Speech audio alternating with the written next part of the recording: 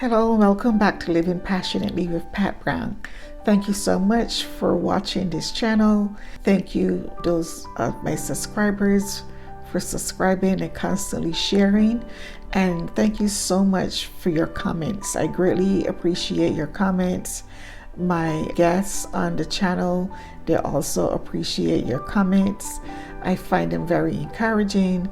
And also it helps me to, bring different subject matters to you, different guests, just to share our stories and to encourage you to continue to live passionately despite what challenge you might be facing, what great things are happening in your life, to always try to be your authentic self and to live your best life.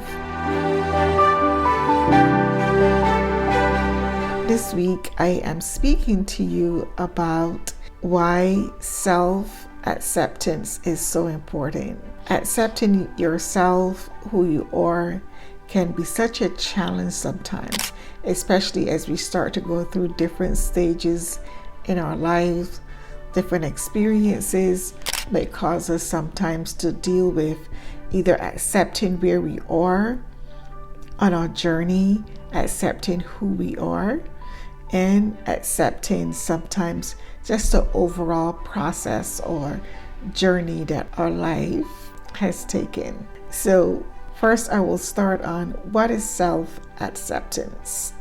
Self-acceptance is embracing who you are, embracing your strengths, your weaknesses, embracing your differences, embracing the things that make you who you are as a person. It means accepting your quirks, your strengths, your weaknesses, your differences, accepting those quirks about you that just makes you different. It could be that you are an extremely tall person, an extremely big person, an extremely soft-spoken person. You may have an extremely loud voice that sometimes irritate people, or you can sometimes have cheeks like the ones that I've been blessed with that I've had to learn to accept and love over the years. And that might be something new for most of you, and it's a story for a different time. But let's really talk about this self-acceptance journey. Self-acceptance is essential to your mental and your emotional well-being. It forms the foundation of healthier relationships and being your authentic self and just living your life authentically.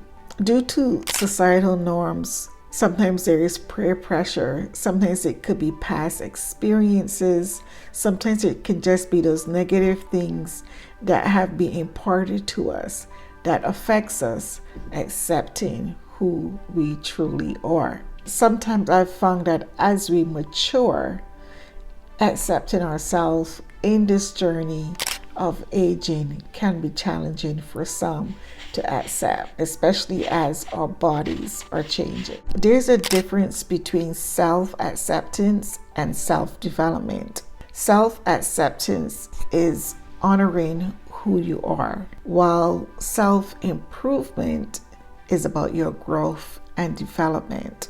Growth and development is also a part of your self-acceptance. You can try to improve yourself, but that doesn't mean that you accept who you are, which can oftentimes lead to feelings of anxiety, depression, and even anger within yourself. However, having a balanced approach to self-acceptance and self-development can help you to foster genuine relationships and also accept who you are and love the person that you are. Having limiting beliefs, such as not being good enough or believing that you're too old to change, can hold you back from self-acceptance. How do you manage those negative thoughts that we sometimes struggle with, that sometimes keeps the pressure on us to accepting who we are and who God has created us to be? We live in a day and age where there's so many people that are altering their looks, their features, their body, things that they may seem as trying to make them feel better or look better, or for people to accept them as being more beautiful, because somewhere along the lines they've been told or they believe that the way they look is not acceptable. So they turn to things that are cosmetic things to make them feel or look better.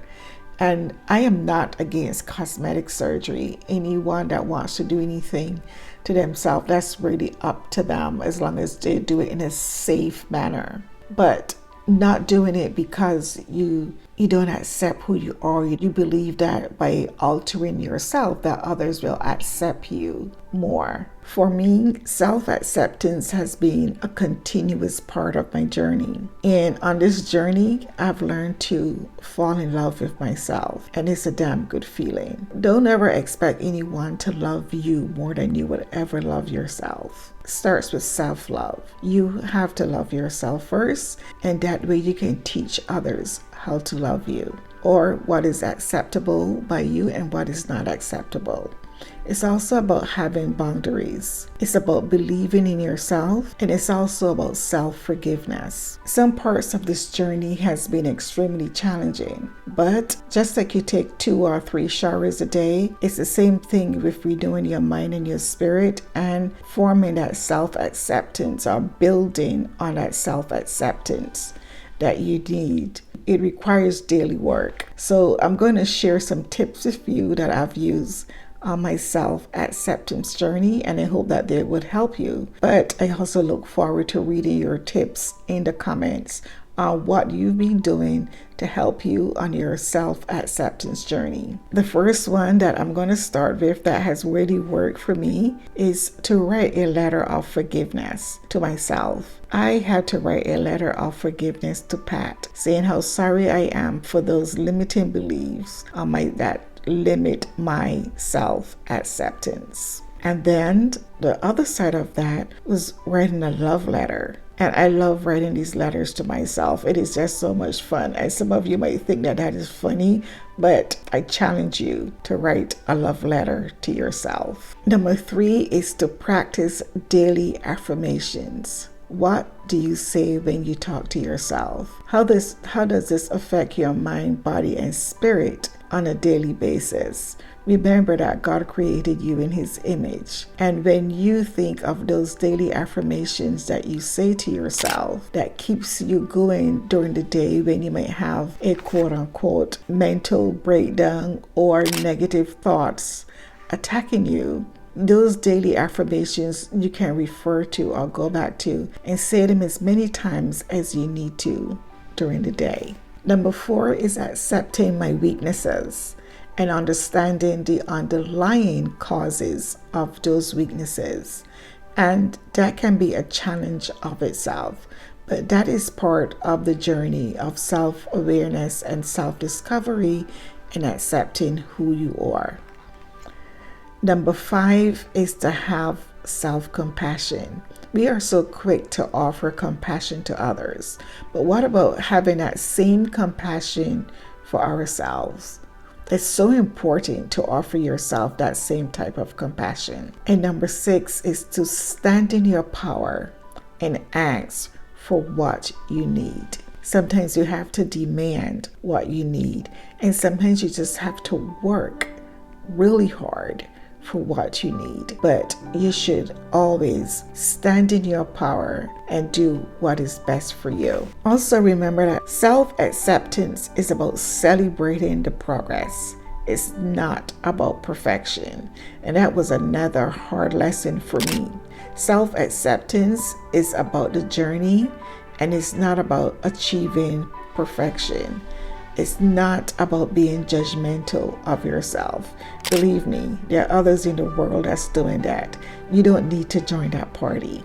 It's a journey of ups and downs. It's a journey of winning, and it's a journey of losing. Celebrate and learn through it all. Today, I implore you to start with the small steps towards self-acceptance. I would love to read your stories, your comments about what you've done for your self-acceptance journey.